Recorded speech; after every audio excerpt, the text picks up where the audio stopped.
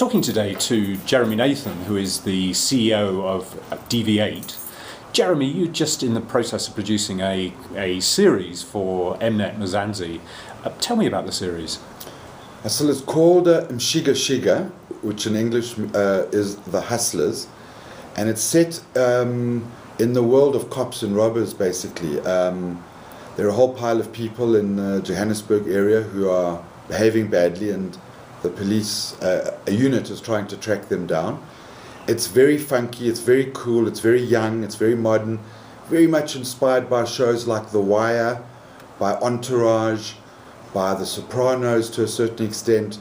It's 10 episodes, 48 minutes each. It will be airing on Mzansi in the first week of April, 5th of April, I think. And we've got some really very hot, young, talented new directors. Just out of film school? Just out of film school, some of them. Zian Tuli, Zuko Nododa, and Athos Kyriakides, who have all also been involved in writing the series, with some great young acting talent led by a musician called Zulu Boy, who's really quite big in South Africa and growing. And it's a low-budget movie. What's the budget? Well, it's definitely part of the Mzansi bubblegum concept, which is to do, very cheap, very low budget, but high quality, as high as possible. So the budget is about 250,000 Rand per hour. And you're doing 10 episodes? And we're doing 10 episodes. And we've had a lot of fun. It's very sexy. We've used every digital solution that we can find, both in the shooting and in post. Very skilled group of editors, very skilled group of on-set people. It's the DOP is Nick Hofmeyer, who did Jerusalema. It looks gritty, it looks fabulous. You also simultaneously got a feature film underway. Tell me about that.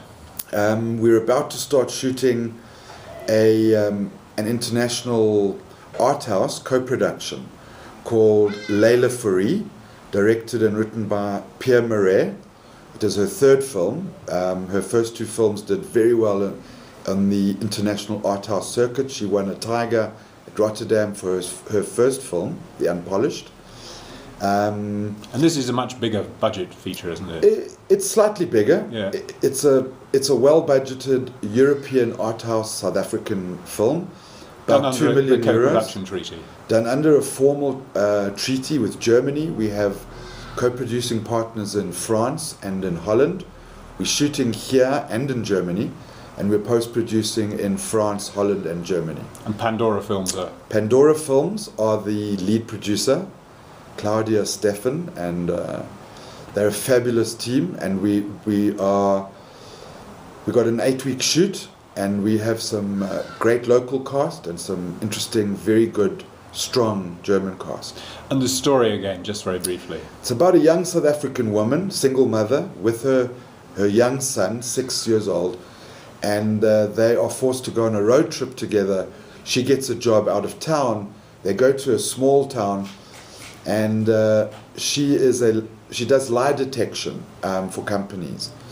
She goes to test employees for truth, etc. It happens a lot in South Africa and I guess the world these days. And on the way, she, by mistake, runs over a man and he dies, but they don't report it.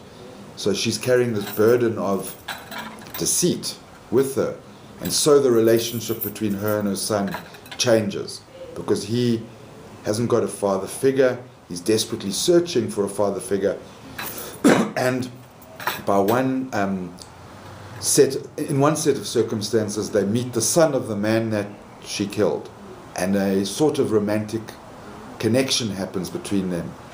And he knows something's amiss, and she knows that he is the son of the man she ran over. And there's this betrayal, this deceit that is completely pulling them apart. And the son is the one who's seeing all of this play out, and he struggles to deal with it. And we were talking earlier about two films which you're not making, but you're quite excited about. One coming from Angola and the other coming from Mozambique. Tell us about those two movies. Well, Russell, I think after a fallow period of 2 years in this region where the demise and the rise and fall of the SABC has laid waste to the production sector, and not only affected me but many others. I think we're on a rise again, and part of that rise has been, for me, seeing the extremely interesting new films coming out in Mozambique and in Angola. And I've been close to both filmmakers I've always admired. One is Licinio Azevedo out of Mozambique, who with his producer Pedro Pimenta has made, I think, a remarkable feature film called Margarida, which will hit the international and African circuits later this year.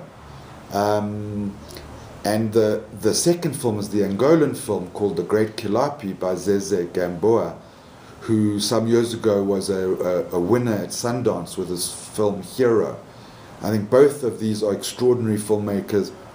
I think they're going to change the paradigm of Southern African filmmaking, as did Viva Riva in a way. Well budgeted, good looking, interesting storytelling by great filmmakers.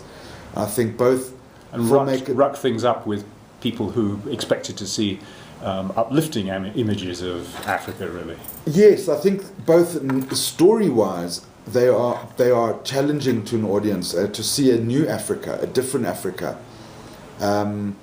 liberated in a way, a liberated Africa, liberated intellectually and also physically.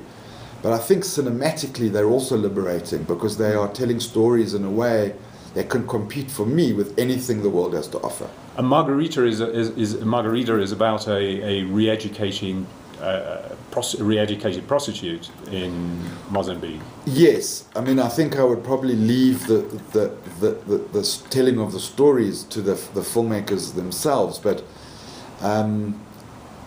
yeah, I think people should watch out for both films, Russell, this year for sure. Jeremy, thanks for talking to me.